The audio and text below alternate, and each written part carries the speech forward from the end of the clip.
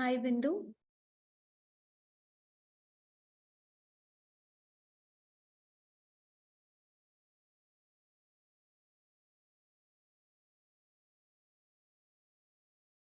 Can you hear me? Yes, I can hear you. Okay, good. Okay, we can start. We are live on LinkedIn.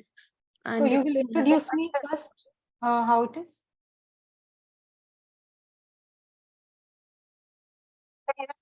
I can hear you. Yes, I can hear you. Okay, good. Okay, we can start. We are live on LinkedIn. So you will introduce me first, how it is?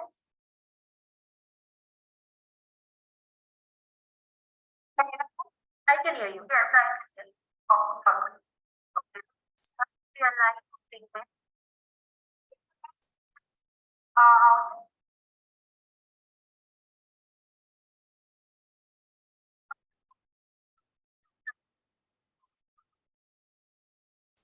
are live on LinkedIn.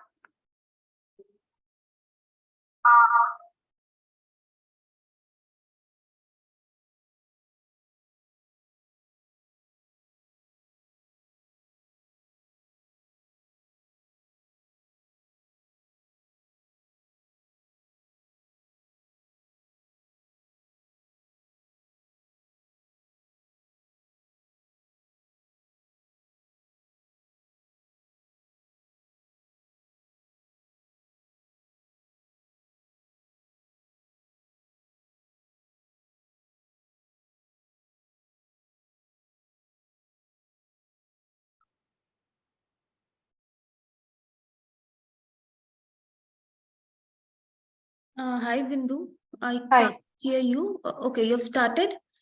No, I'll start now, right? Yeah. We Okay. can start. We can start. I am just clicking on go live. Okay. Hello, good afternoon, everyone. This is Bindu Sharma from Origin IP Solutions. I'm first of all thankful to Tax Mantra for giving me opportunity to speak today, and we will be primarily on go live.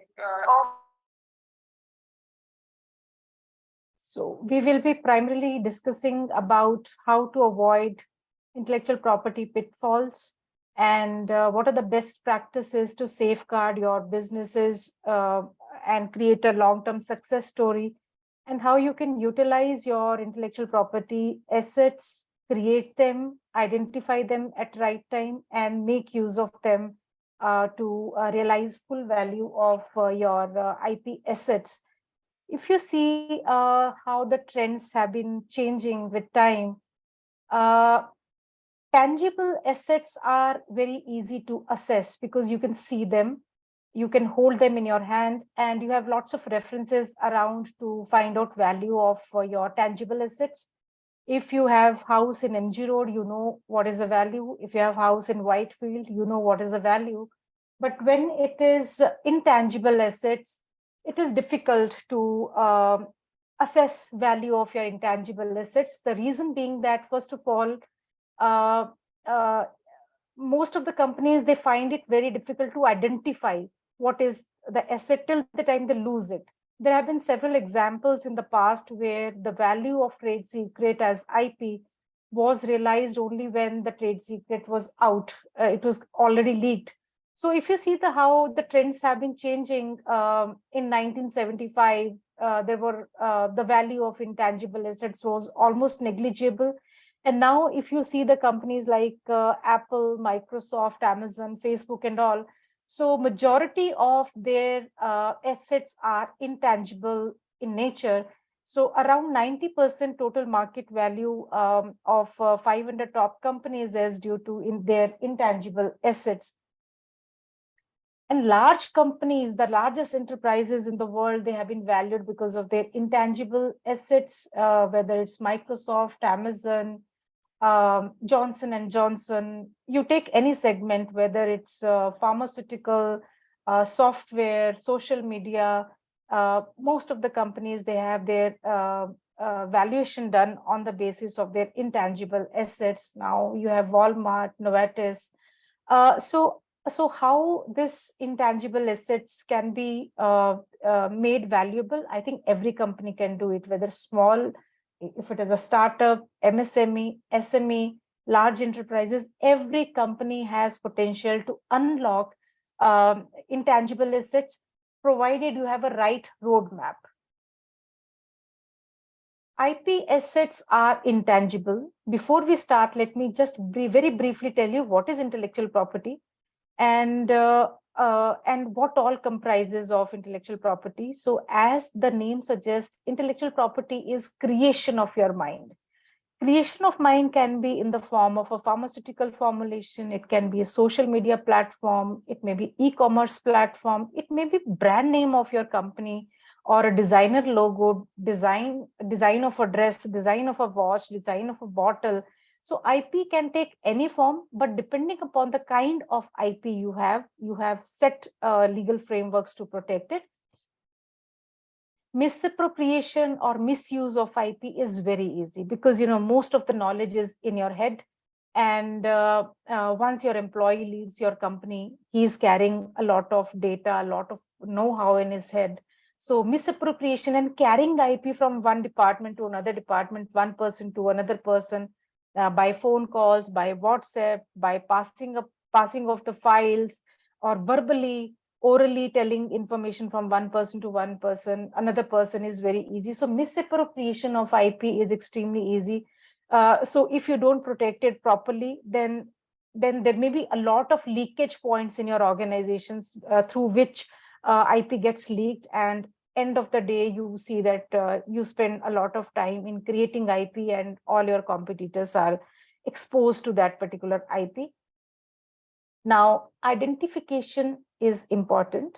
Right in the beginning, when you start your product development or your projects, you must be able to identify how you're going to protect IP out of it. Because if you do it right in the beginning, probably you can create stronger products. Safeguarding IP is, it can happen in two ways. One is before registration, and then is after registration. So registration of IP is a formal proof of ownership, but before IP is registered, it is very sensitive.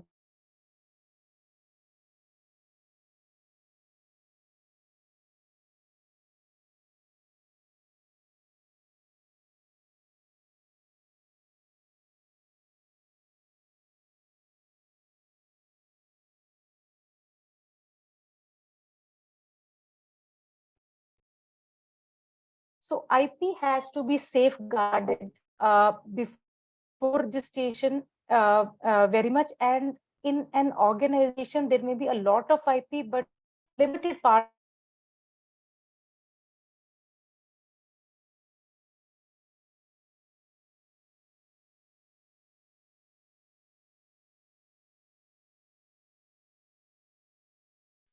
Okay. I think there was some lag due to network problems. So what I was telling you is that safeguarding IP has to be done before registration, because that is the time when your IP is most sensitive.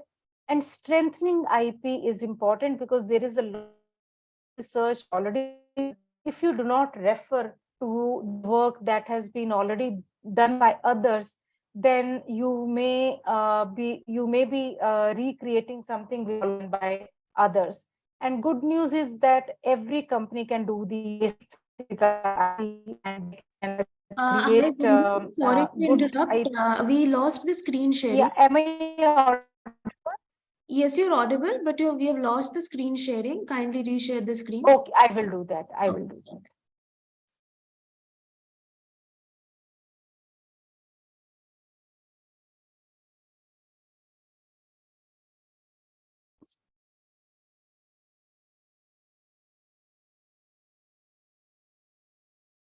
Yeah, so I was explaining that good news is that every company, whatever size it is capable of creating strong IP, safeguarding their internal processes and all. And I will explain to you in this session how to do it. Now, if I have to cluster IP in main legal frameworks, we have various kinds of IP, but for businesses, the first form of IP, which is very critical, is patent. It is probably the most talked about form of IP.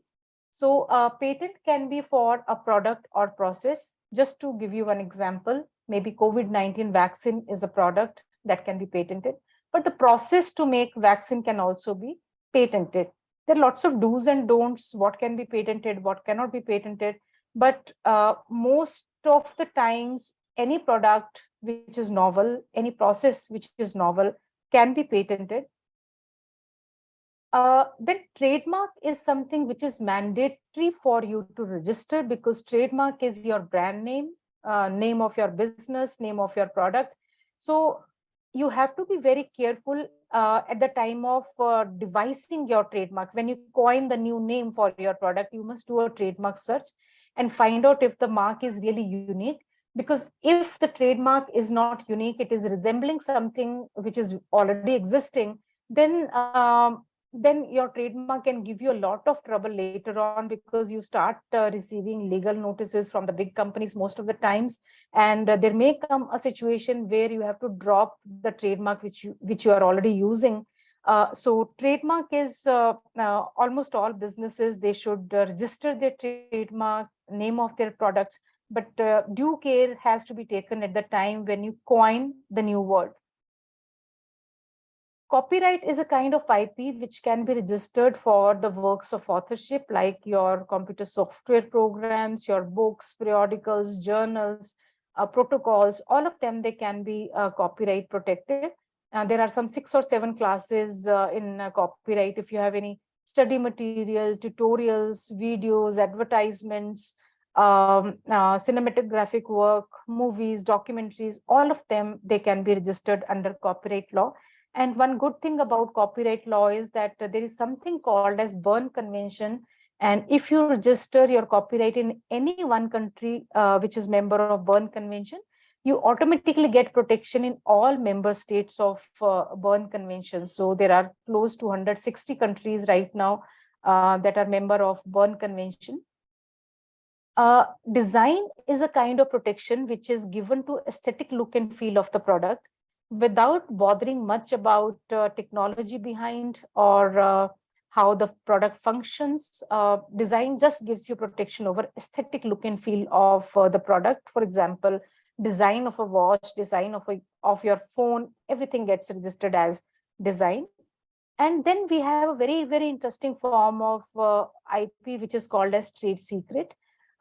Trade secret discussion is never complete without Coca-Cola. So if you have any uniqueness in the business, which you feel is very difficult to reverse engineer, you can always choose to protect it as trade secret. Unlike patent, trademark, copyright, and design, trade secret is not registered because you cannot disclose it. That's why you cannot register it, because in order to register IP, you have to disclose it to the authorities. But since trade secret cannot be disclosed, it cannot be registered. So you need to protect your trade secret by means of internal policies, processes, your agreements, how you restrict access to your trade secret. So you have to have proper strategies to protect your trade secrets.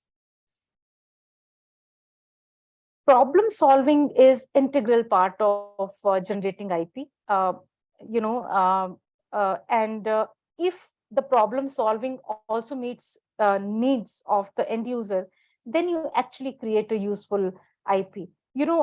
Sometimes there are very strong patents, but the product does not perform well in the market. And on the other hand, patent may not be very strong, but product makes very good money in the market. So if your IP creation matches well with consumer needs, then you actually can create a very valuable form of IP, which is worth protection and worth enforcement if the need be. Now the question arises, why should you even register your IP?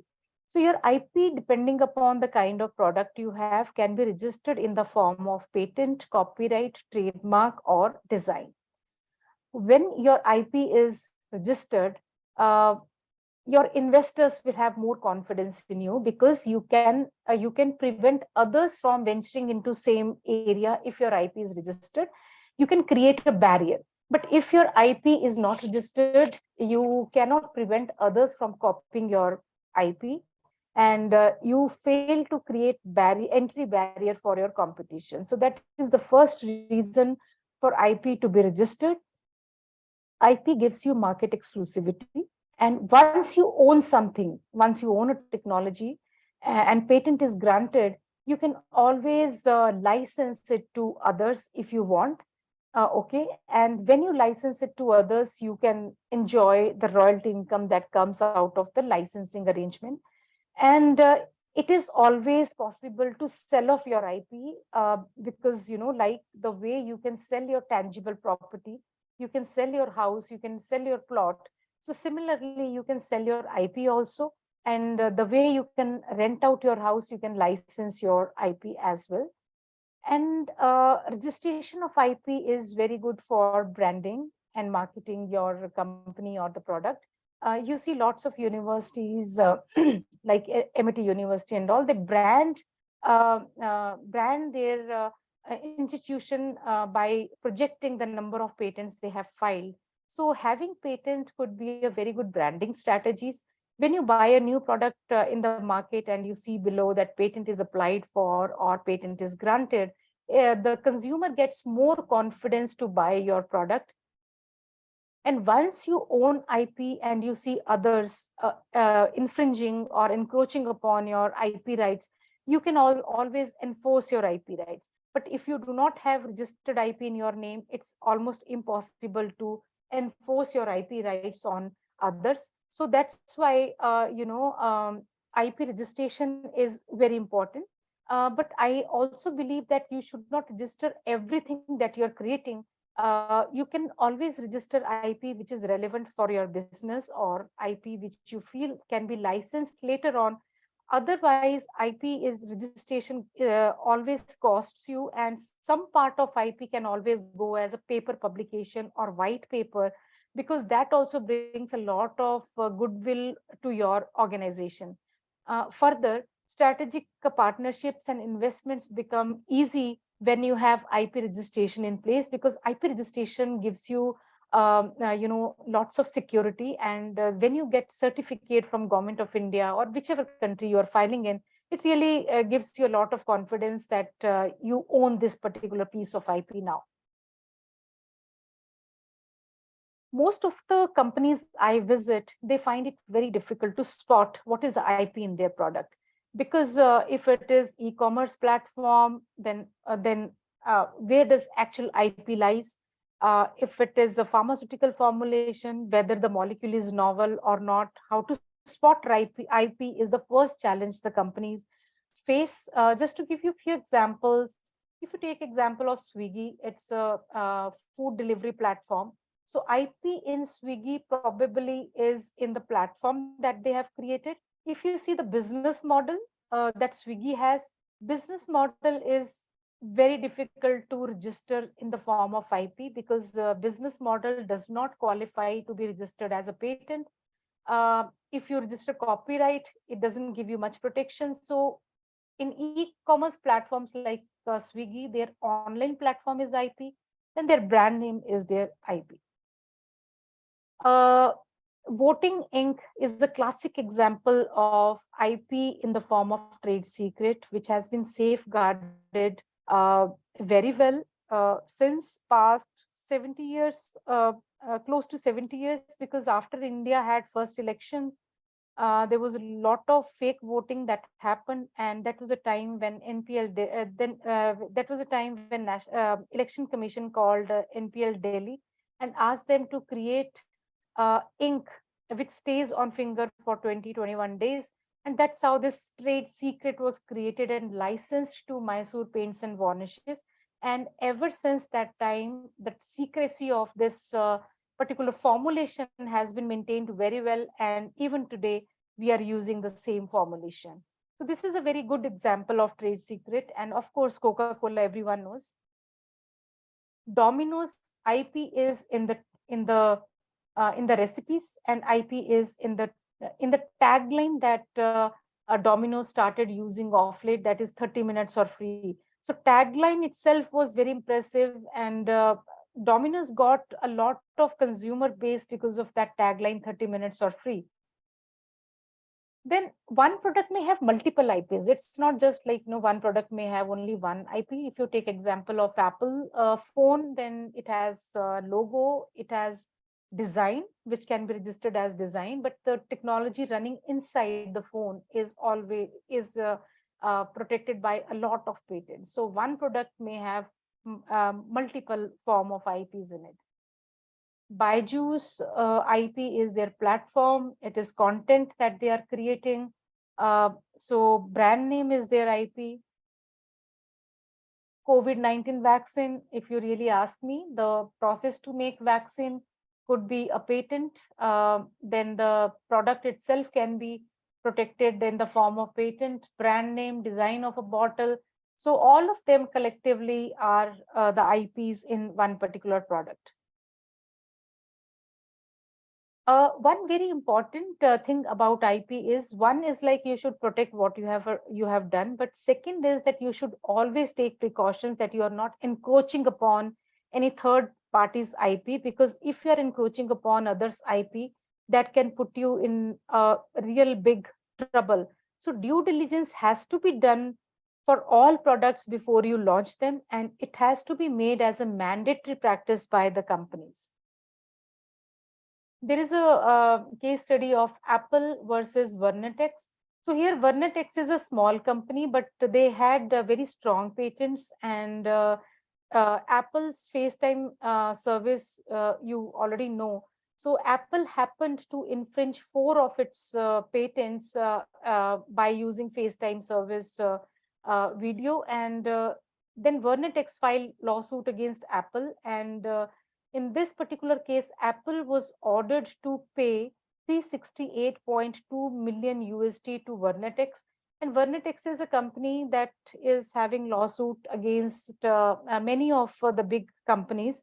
So if you encroach upon any third party's IP, it may put you in a very big trouble. So due diligence or freedom to operate search, we also call it as clearance search, has to be done before product launch, wherein the product features are compared with existing valid patents, and then opinion based on the country or based on the jurisdiction is provided, and that's how the conclusion is drawn with respect to infringement of IP. Many companies have specific IP strategies. There are some companies, they are only in the filing game. They just file it because filing is something they feel is important. There are companies like 𝗲𝘂𝑡x, they are only interested in enforcement of their rights. There are companies, they believe in no IP. They will not register any IP. Whatever they are doing, they will publish papers. So what is right IP strategy for you has to be very clear right in the beginning, and your IP strategy has to align with your business goals. Because if there is a mismatch, then you may not be able to extract right value of your IP. So I'll just very briefly explain to you what are the possibilities when you want to devise right IP strategy for your company. One could be that you want to utilize work done by others. Taking that reference, you will devise your products, and this way you can reduce R&D cycle. Before you invent further, you should always deep dive and see the work which is already done by others. Now, just to give you an example, if you are in RO water purifier technology, and you see one very good patent filed and granted in Brazil, and you do not have any market in Brazil, and you don't have any intention to enter Brazil in next 15-20 years. So probably there is a possibility for you to use that patent after taking, I will never suggest you to do it on your own. You should always take legal advice and do proper due diligence to use the patents which are either expired, abandoned, or they are filed or granted in the countries where you don't have any business or where you don't foresee any future business.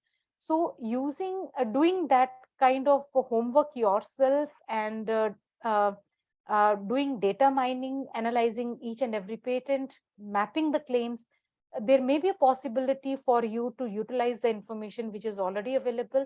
And doing this, you can reduce your R&D cycle. Without spending much on R&D, you can create You can create, more innovative product that remain in the market for longer period of time. So we call it as prior art search. So prior art search may reveal existing IP, and there may be a good opportunity for you to license also that technology. So if there is a technology owned by academic institution or any small company, you can always think of taking license from them or even buying those patents and increasing size of your IP portfolio. Protection of IP is definitely good IP strategy. So you should document whatever you have done, list out what is the IP, how to protect it, and then take decision whether it's worth protecting it or not. So some of the IP you can definitely choose to register, and if you don't want to register everything, then some part of it definitely can go in a public domain in the form of white papers or paper publications. So some of the examples: KFC chicken recipe, McDonald's sauces, Coca-Cola, Google AdWords. These are the forms of trade secrets that have been protected, and otherwise patents have been filed in thousands by big companies like HP, IBM. They're filing patents in thousands every year. They license some of it, they give some of it in patent pool. The way I gave you example of Vernetix and Apple, if you own good IP, you can always enforce your rights and claim damages. And some companies, they also consider damages as their as their source of revenue. There was a case in Delhi, India.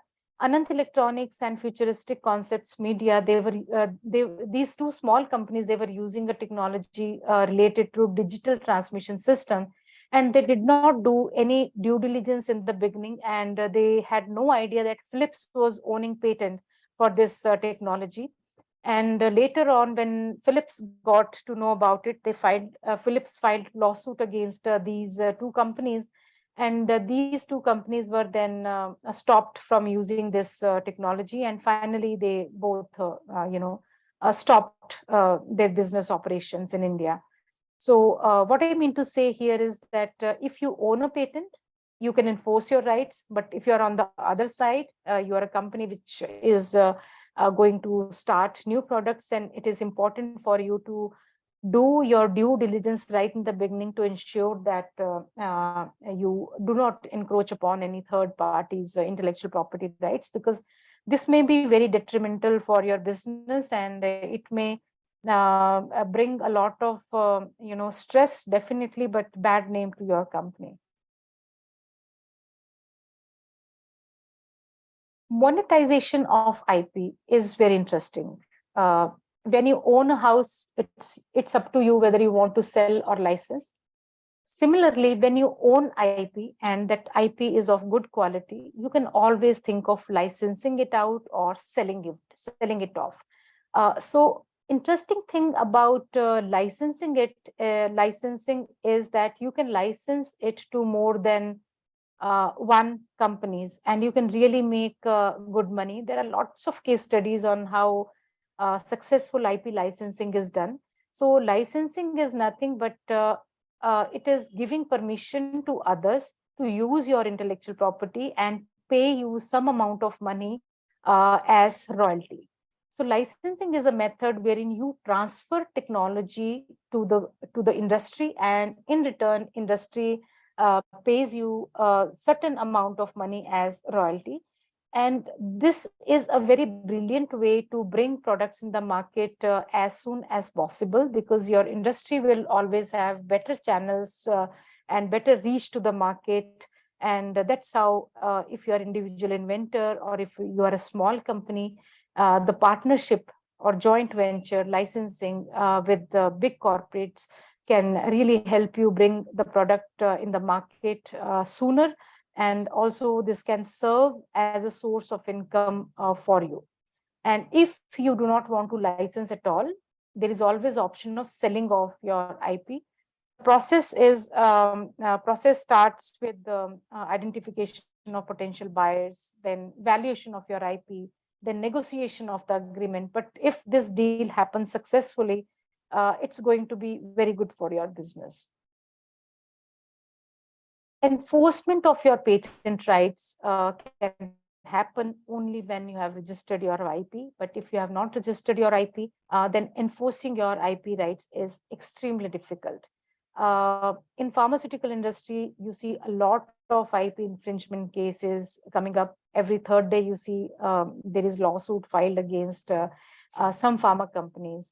Just to give you some example, there was a Merck versus a Glenmark case wherein Delhi High Court passed an injunction against Glenmark for manufacturing the generic drug and using patented product of Merck because there was prima facie evidence.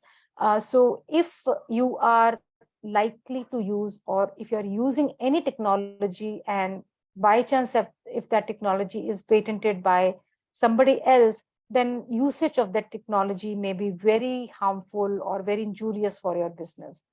There was another case wherein Delhi High Court passed injunction order against Glenmark from manufacturing and selling Zeta and Zetamet. And thereby patent rights of Merck were protected and enforcement. And as I told you, that enforcement of IP rights can happen only when your IP is registered. If your IP is not registered, then it's extremely difficult to enforce your IP rights. Now, how we help growing businesses in leveraging their IP regime? So first is for any company, before you even start with the thinking of IP, it's very important to perform IP audit.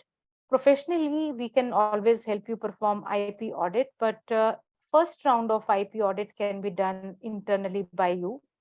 And this audit can be done across the departments. So the purpose of audit is to identify and take stock of whatever you have. So make list of potential IPs that you have. So you may be having IP in the form of new products, new process. So once you have listed your IP, then perform a round of patent search and find out what is the extent of novelty in each of your idea. Audit can be done on the existing IP, and audit can be done on the basis of your anticipated future plans of your company. So, so you can identify the important ones, and sometimes there is a possibility of combining more than one ideas also, so that you can create stronger IP. So IP audit first round can be done internally.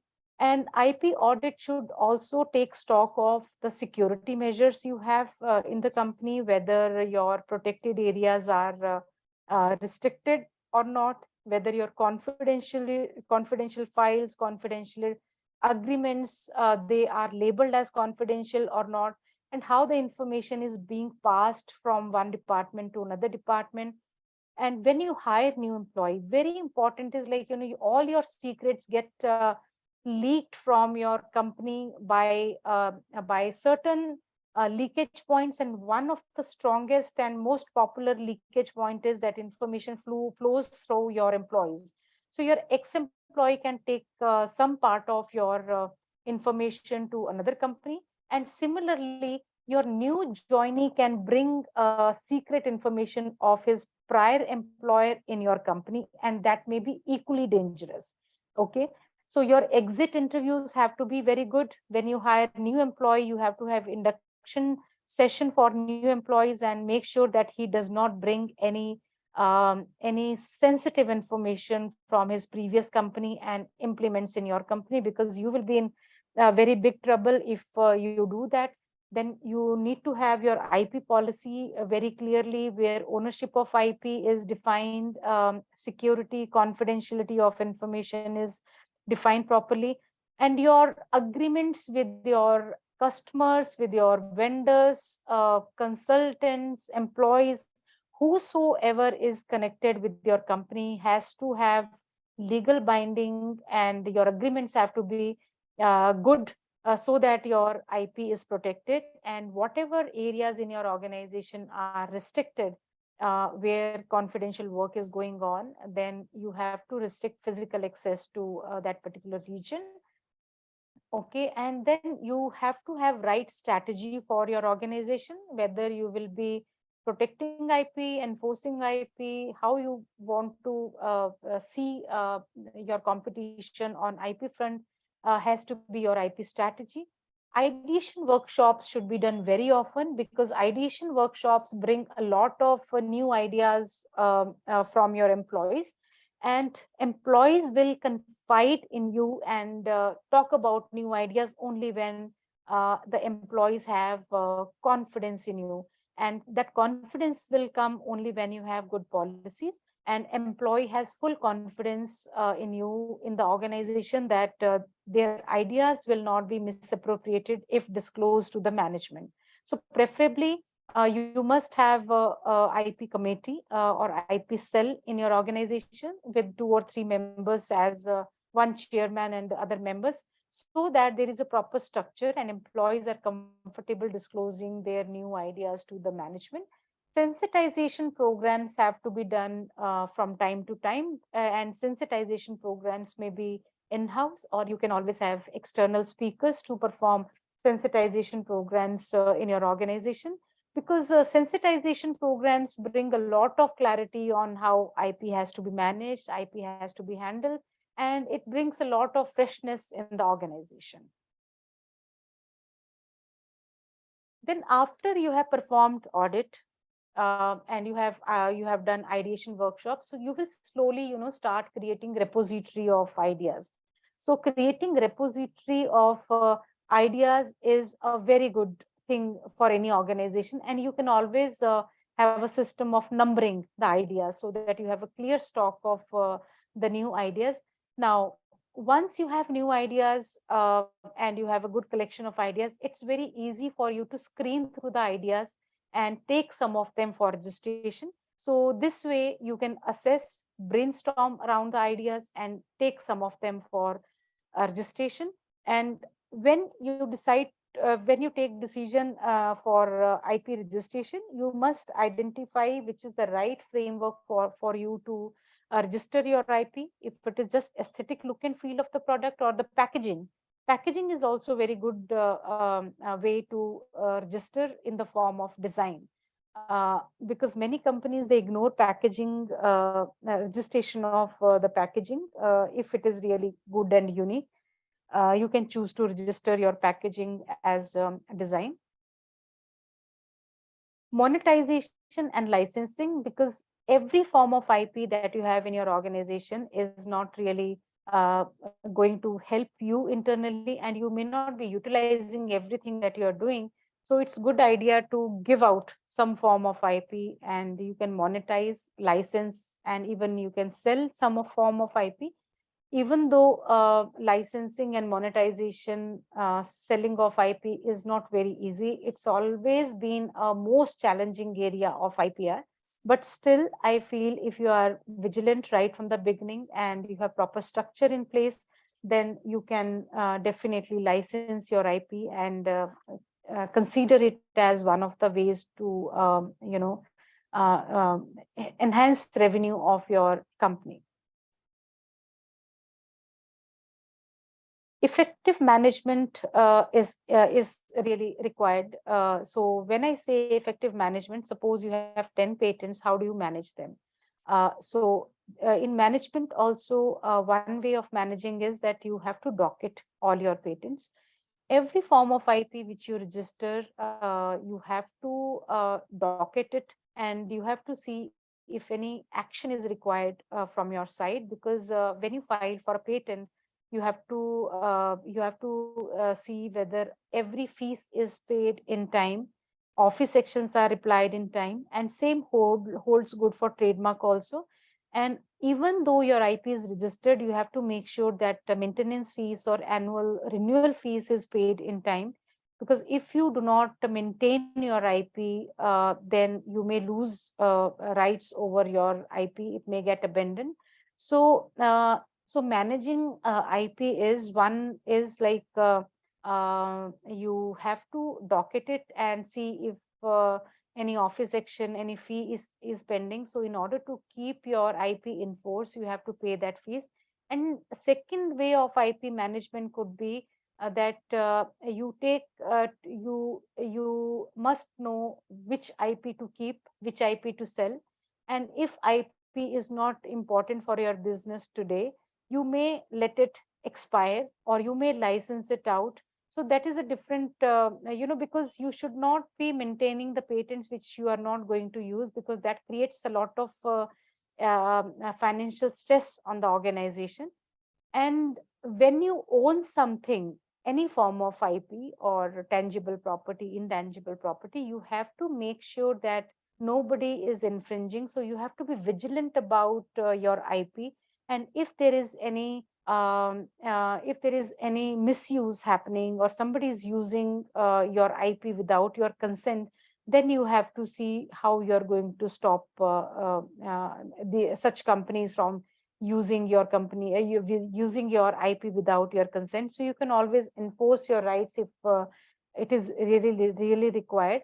And another important parameter of IP is that before you launch your new products, you also have to ensure that you are not encroaching upon any third party's IP. So this due diligence can be done well in advance.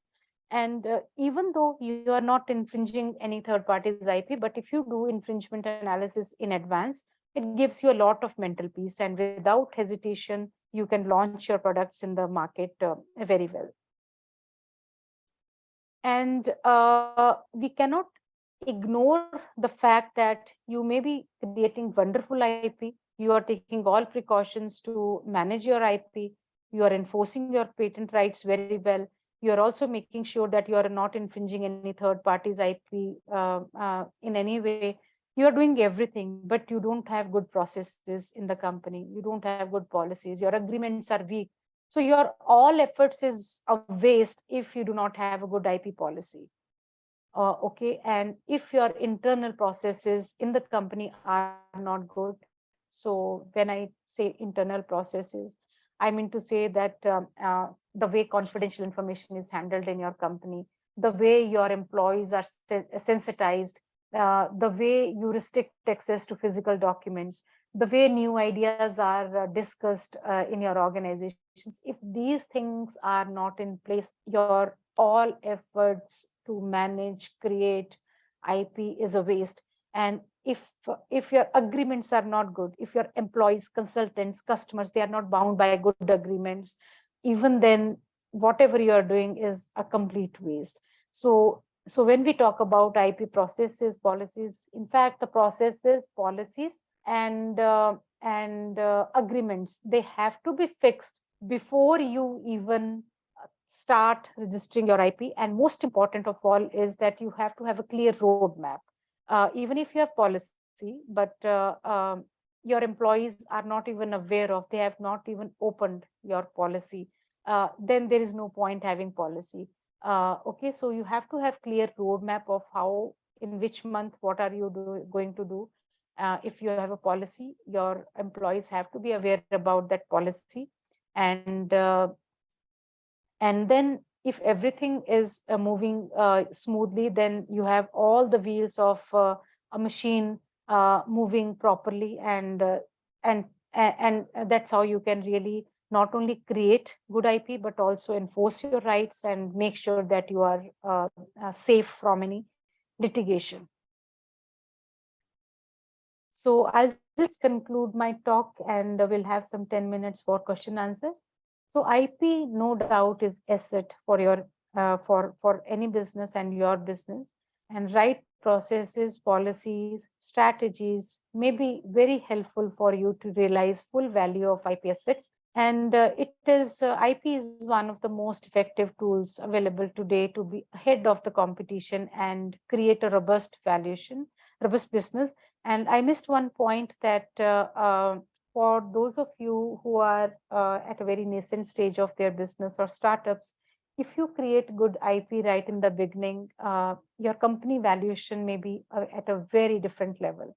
So IP valuation is done very depending upon some specific parameters, but your IP definitely adds a lot of value to your to your business. So you may be valuated much better with IP registration in place. So that's all from my side today. And if you have any questions, you can put in the chat box. We can take some questions, and if you want to speak, you can unmute and ask the question. Okay, I have got one question from one of the attendees. He says, we can move screen sharing window. Let us Okay. see you. Okay. Yes. So one question I've got, he says that when I had registered my company, I had registered an IP, a trademark basically on my name. So the IP is in the founder's name. And now they are having a co-founders dispute, and the company might undergo certain structural changes. So he's asking what is the legal ramifications for the IP which is in my name? Will it be considered as the company's property, or should that also be dissolved? So he's looking for an answer around that. If you can just briefly tell him that, and we can take that query offline. Okay, so IP registered in your name is your IP. So if the trademark is registered in your name, it is like in your name. So I feel that you can always choose to transfer it to your company name. So then it becomes asset of the company. Okay, and this can be easily done by assignment, because initially when you start your business, you tend to register IP in your name. But I think in due course of time, it's really helpful to transfer IP in the name of company. Okay, I have another one. So I'll take a couple of them and I'll redirect it to you offline, the later ones that they are sending. So this one is saying that having an IP, does it help me in my fundraising? Is my valuation? I think, yes, we answered that in the webinar. It usually impacts your valuation. I think, yeah. Bindu, to add anything to it? No, I think that's fine. At the end of this presentation, I spoke about it. Right. So right. it definitely adds value to overall valuation of company. Okay. Do you all help with global IP registration? Yes, we do, I think, Bindu, right? Yes, we do. We do. We do. You can get in touch with us post the session. We will direct you.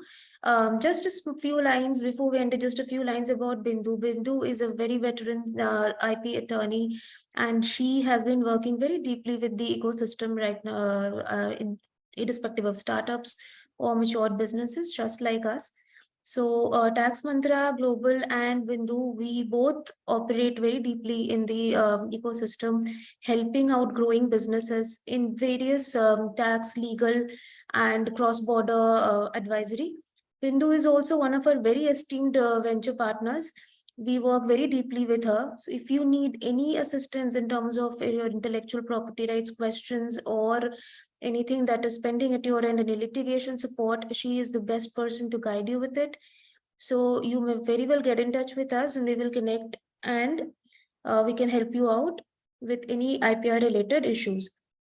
We will also come back with a more series of webinars around IPR and intellectual property, since it is becoming a very hot topic right now with the current scenario of the market, and the investors are also very keen towards having this successful and healthy IP regime globally. So we'll be coming out with a series of webinars around that. You can also let us know if you want us to talk about a certain topic, or if any problem you faced, you want us to discuss it as a case study. We are open to it. Please drop in the comments, or you can just reply to the email that will go out after this. This is for the attendees of the webinar specifically. For people who have joined us through the live, you can definitely get in touch with us through LinkedIn, through a DM or a comment. We will definitely get back to you. Thank you, Bindu. It was very insightful. Yeah. Hope to have you soon. Thank you so much. Yeah. Thank you so much, everyone, for your patience. Yes. Thank you very much. Okay. Thank you. Good day. Good day.